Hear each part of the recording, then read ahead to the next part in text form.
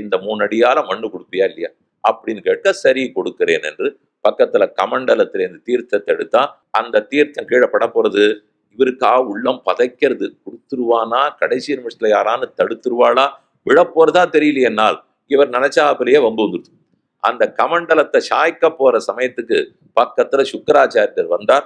அசுர குலகுரு, இது என்ன வந்தது விஷ்ணுன்னு இவர் தெரிஞ்சுக்கலையா, எவ்வளவு ஆபத்து, இவனுக்கு சொத்து பத்தெல்லாம் போயிடுமே, அது புரியாத பண்ணான்னு ஒரு பூச்சி வடிவத்தை எடுத்துட்டு கமண்டலுடைய துவாரத்தை போய் அடைச்சுட்டார்.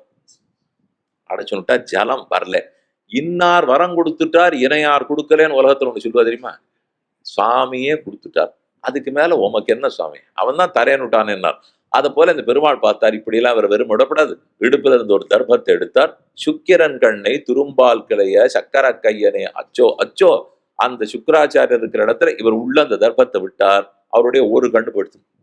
கண்ணு போய் அந்த பூச்சி வெளியில வந்து விழுந்தது. வந்த உடனே தடால்னு தீர்த்தம் கீழே விழுந்தது. தீர்த்தம் கையில பட்டது. பட்ட தீர்த்தம் சில்லுன்னு இருக்கவே உடம்பு சற்று சிலிர்த்தது. அந்த சிலிர்த்தது தான் திருவிக்ரம அவதாரம். இவரோ ரொம்ப ஆனந்தமயமா பிரம்மமா இருக்காரோ இல்லையோ, அதனால தீர்த்தம் சில்லுன்னு பட்ட உடனே உடம்பு சிலிர்த்ததான் பூரித்ததான் ஓங்கி கிட்டு கிட்டு கிட்டுன்னு வளர்ந்தார். வளரப்போகிறாருங்கிறது தெரிஞ்சு போச்சு. வளர்ந்த அப்புறம் ஒரு தீர்த்தம் கீழே தட்ட போறது. இப்ப வளர்றதுக்கு முன்னாடி ஒரு தீர்த்தம் கையில பட்டுடுது. 2 தீர்த்தம் எதுன்னு சொல்றேன். ஒரு தீர்த்தம் வாமனனுக்கு இவன் தாரவாத்தது. அந்த தீர்த்தம் வந்தது, அது கீழே போய் விழணும் இல்லையோ. கையில விழுந்த ஜலம் பூமியில போய் பட்டாகணும்.